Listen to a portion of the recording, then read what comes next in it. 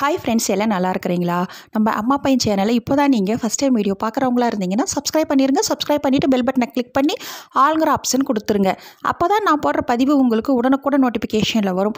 அப்படி நோட்டிஃபிகேஷனில் வந்த உடனே அந்த பதிவை பார்த்து அதனோட முழு பலனையும் பயனையும் நீங்கள் அடையணும். அதுதாங்க என்னோட விருப்பம். ஓகே ஃப்ரெண்ட்ஸ், இன்றைக்கி நம்ம பார்க்க போகிற பதிவு ரொம்ப முக்கியமான பதிவு. என்ன அப்படின்னு பார்த்தீங்கன்னா, இந்த சர்க்கரை நோயால் சின்னவங்கலேருந்து பெரியவங்க வரைக்கும் ரொம்பவும் அவதிப்பட்டு இருக்கிறோம் இல்லைங்களா?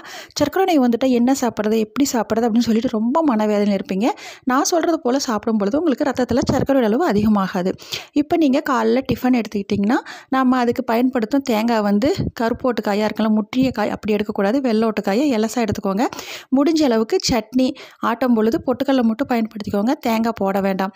அப்புறம் நாம் இட்லி அல்லது தோசை இது போல் செய்யும் பொழுது அதில் வந்து இப்போ 1 கப் மாவு அப்படின்னா அதில் வந்து முடிஞ்ச அளவுக்கு நார் சத்து நிறைந்த முட்டைக்கோஸ், அது கூட கேரட், இது போல் வெங்காயம், இது போல் ஒரு 3 மடங்கு காயுங்கும்போது 1 பங்கு மாவு இப்படி போட்டுக்கோங்க. இட்லி அதே போல் 2 இட்லி எடுத்துக்கிட்டிங்கன்னா 1 பங்கு நல்லா காய் அதிகமாக இருக்கிற அளவுக்கு ஏதாவது காய் போட்டு ஒரு பீக்கங்காய் பஜ்ஜி இது போல் நல்லா காயோடு சாப்பிடணும். மதிய உணவு சாப்பிடும் பொழுது அதே போல் காய் கீரை எடுத்துக்கணும்.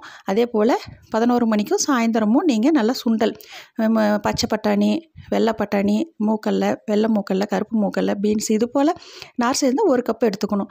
அதே போல் இரவு உறங்கும் பொழுதும் நல்லா 1 கப் அளவுக்கு கோதுமை மாவு எடுத்துக்கிட்டிங்கன்னா, அல்லது ராகி மாவு எடுத்துக்கிட்டாலும் சரி, அதோட நீங்கள் வந்து முட்டைக்கோஸ், கேரட்டு, வெங்காயம் இது போட்டு நல்லா அடை மாதிரி ரொட்டி மாதிரி செஞ்சு சாப்பிட்லாம். இப்படி சாப்பிட்டுட்டு வரும் பொழுது உங்களுக்கு ரத்தத்தில் சர்க்கரை அளவு நார்மல்னு வரும். ஓகே ஃப்ரெண்ட்ஸ், மேலும் இது போல் நல்ல ஒரு சக்கரை பதிவில் சந்திக்கலாம். Okay friends, okay bye. Next வீடியோவில் பார்க்கலாம்.